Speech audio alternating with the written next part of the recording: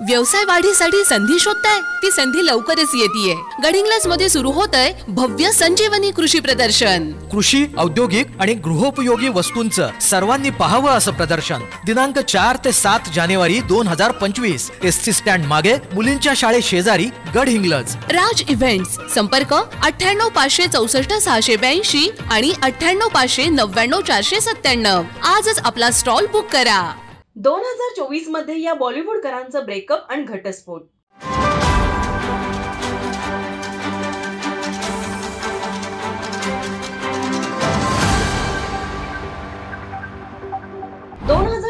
हे वर्ष संपायला अवघे 3 दिवस बाकी आहे. वर्ष संपत आलं असून सगळेच जण नव्या वर्षाची वाट पाहत आहेत. नव्या वर्षाची सुरुवात जोमाने आणि नवीन प्रवासाने करण्यासाठी सगळेच उत्सुक आहेत. जसजसे दिवस पुढे सरकत जातात तसंच गेलेला दिवसही काही ना काही शिकवून जातो. या वर्षात काहींच्या आयुष्यात निराशा आली तर काहींची स्वप्न साकार झाली. बॉलिवूडकरांसाठी पण हे वर्ष असंच काहीसं गेलं आहे. काही जोडप्यांची लग्न झाली तर काहींचे संसार मोडले.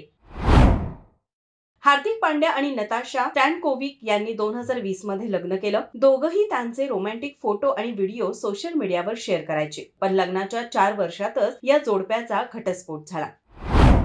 सुप्रसिद्ध संगीतकार, गीतकार ए.आर. रेहमान यांचे 1995 मध्ये सायरा बानू सोबत लग्न झालं. मात्र लग्नाच्या तब्बल 29 वर्षांच्या प्रवासानंतर या जोडप्याने घटस्फोट घेतला.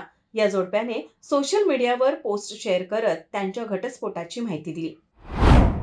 उर्मिला मातोंडकर आणि मोहसिन अख्तर यांनी 2016 मध्ये लग्न केलं. पण लग्नाच्या 8 वर्षांनी दोघांनी घटस्फोट घेण्याचा निर्णय घेतलाय.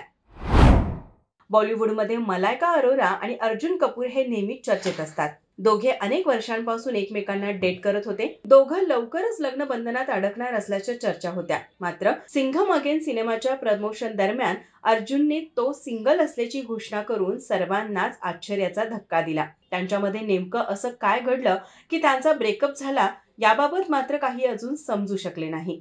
आता हे वर्ष संपून नव्या 2025 वर्षात काय घडामोडी घडणार हे पाहणं महत्त्वाचं ठरणार आहे. माझा महाराष्ट्र न्यूज कोल्हापूर.